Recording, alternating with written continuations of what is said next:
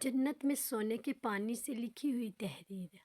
حضرت انس رضی اللہ تعالیٰ عنہ سے روایت ہے کہ رسول اللہ صلی اللہ علیہ وآلہ وسلم نے ارشاد فرمایا، جب میں جنت میں داخل ہوا تو میں نے جنت کے دونوں طرف 3 سطریں سونے کے پانی سے لکھی ہوئی دیکھیں۔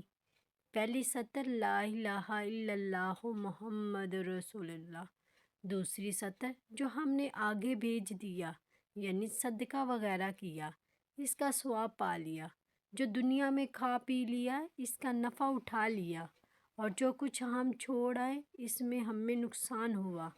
تیسری سطر امت تو بڑی گناہ گار ہے لیکن رب کریم بڑے بخشنے والا ہے۔ کسی پر عذاب یا مشکل وقت دیکھ کر رونا۔ جب نبی کریم صلی اللہ علیہ وآلہ وسلم مقام ہجر سے گزرے تو آپ نے فرمایا، ان لوگوں کی بستیوں سے جنہوں نے اپنی جانوں پر ظلم کیا تھا، جب گزرنا ہو تو روتے ہوئے ہی گزرو، ایسا نہ ہو کہ تم پر بھی وہی عذاب آ جائے جو ان پر آیا تھا۔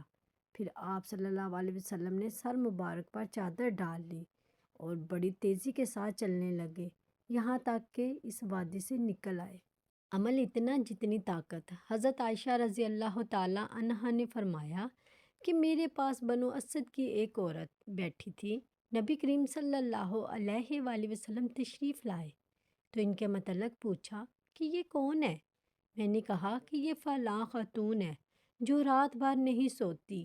ان کی نماز کا آپ صلی اللہ علیہ وآلہ وسلم کے سامنے ذکر کیا گیا، لیکن آپ صلی اللہ علیہ وآلہ وسلم نے فرمایا کہ بس تمہیں صرف اتنا ہی عمل کرنا چاہیے جتنی کہ تم میں طاقت ہو، کیونکہ اللہ تعالیٰ تو ثواب دینے سے تھکتا ہی نہیں، تم ہی عمل کرتے کرتے تھک جاؤ گے۔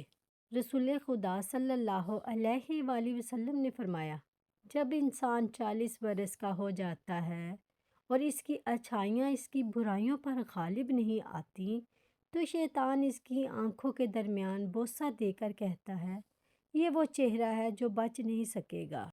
پلیز لائک اور سبسکرائب ضرور کیجیے گا۔ جزاک اللہ۔